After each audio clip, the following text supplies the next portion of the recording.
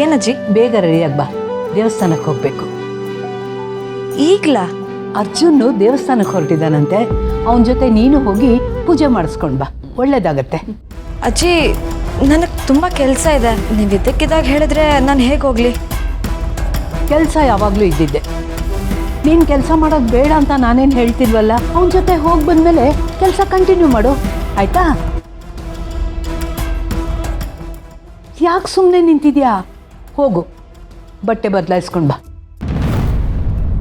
ಇದೊಂಥರ ಒಳ್ಳೇದೇ ಆಯ್ತು. ಈ ಅರ್ಜುನ್ ಅವ್ರ ಮೇಲೆ ಬೇರೆ ಬೇರೆ ತರ ಟ್ರಿಕ್ ಮಾಡಿದಾಯ್ತು, ಯಾವುದು ವರ್ಕ್ ಆಗ್ಲಿಲ್ಲ. ಈಗ ಅವ್ರ ಅಜ್ಜಿಗೆ ಸ್ವಲ್ಪ ಶಾಕ್ ಮುಟ್ಟಿಸ್ಬೇಕು. ಅವ್ರು ಏನಾದ್ರೂ ನನ್ನ ರಿಜೆಕ್ಟ್ ಮಾಡಿದ್ರೆ ಅರ್ಜುನ್ ಅವರು ಗ್ಯಾರಂಟಿ ನನ್ನನ್ನ ಮದ್ವೆ ಆಗೋ ಯೋಚನೆ ಕೂಡ ಮಾಡಲ್ಲ. ದೇವಸ್ಥಾನಕ್ಕೆ ಹೋಗ್ಬೇಕಲ್ವಾ, ಇವತ್ತಿನ ಮದ್ವೆ ಅನ್ನೋ ಶಬ್ದನೇ ಮರ್ತು ಹೋಗ್ಬೇಕು. ಇನ್ನೂ ಏನಮ್ಮ ಯೋಚನೆ ಮಾಡ್ತಾ ಇದೀಯಾ?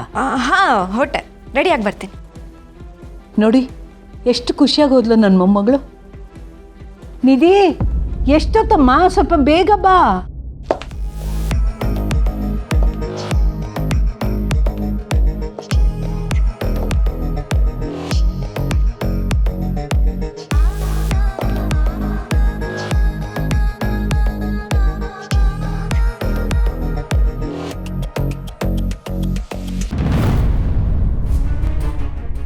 ನಮ್ಮ ಹುಡುಗಿ ಎಂಥ ಡ್ರೆಸ್ ಹಾಕಿದ್ರು ಕ್ಯೂಟಾಗೆ ಕಾಣ್ತಾರೆ.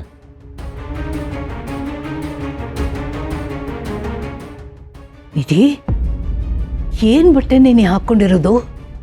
ನೀನು ಹೋಗ್ತಾ ಇರೋದು ದೇವಸ್ಥಾನಕ್ಕೆ. ಶಾಂತಿ ಬೇಬಿ, ದೇವಸ್ಥಾನಕ್ಕೆ ಈ ಡ್ರೆಸ್ ಹಾಕೊಂಡ್ರೆ ಏನಾಯ್ತು? ನಿಮ್ಮ ದೇವ್ರೇನಾದ್ರೂ ಬೇಡ ಅಂತನಾ? ಇದು ಮಾಡರ್ನ್ ಡ್ರೆಸ್ ನಿಜ, ಆದರೆ ಇದನ್ನು ಹಾಕ್ಕೊಂಡು ಎಷ್ಟು ಕಾನ್ಫಿಡೆಂಟ್ ಆಗಿದೆಯಾ. ಇದು ಇದು ನನಗಿಷ್ಟ ಆಗಿದ್ದು. ದೇವಸ್ಥಾನ ಅನ್ನೋದು ನೀನು ಎಂಥ ಬಟ್ಟೆ ಹಾಕಿದ್ಯಾ ಅಂತ ತೂಗಿ ನೋಡೋ ಜಾಗ ಅಲ್ಲ.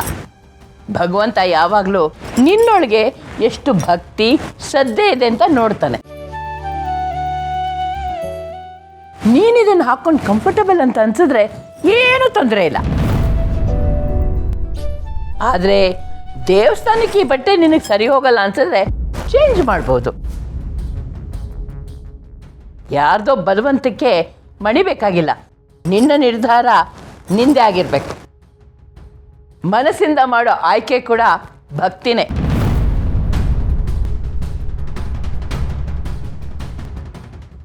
ಕೃಷ್ಣ, ಇವರು ಸಿಕ್ಕಾಬಟ್ಟೆ ಹುಷಾರಿದ್ದಾರೆ. ಬಟ್ಟೆ ನೋಡಿ ಬೈತಾರೆ ಅನ್ಕೊಂಡ್ರೆ ಇಷ್ಟೊಂದು ultra modern dialogue ಹೊಡಿಯೋದ?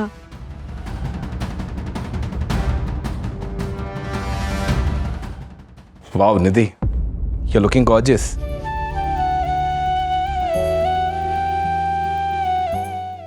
Low Arjun, ಇವಳಲ್ಲಿರೋ ಕಾನ್ಫಿಡೆನ್ಸು ಧೈರ್ಯ ನೋಡಿ ನೀನು ಕಲ್ತ್ಕೋಬೇಕು ಕಣೋ.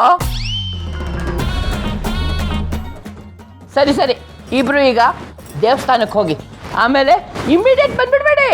ಎಲ್ಲ ಹಾಗೆ ಸುತ್ತಾಡ್ಕೊಂಡು ಒಬ್ರನ್ನೊಬ್ರು ಮಾತಾಡ್ಕೊಂಡು ಬನ್ನಿ, ಆಯ್ತಾ? ದೇವರ ಆಶೀರ್ವಾದದ ಜೊತೆ ನೀವಿಬ್ರು ಒಬ್ರನ್ನೊಬ್ರು ಅರ್ಥ ಮಾಡ್ಕೋಬೇಕು. ನಿಧಿ ಅವರೇ, ಬನ್ನಿ.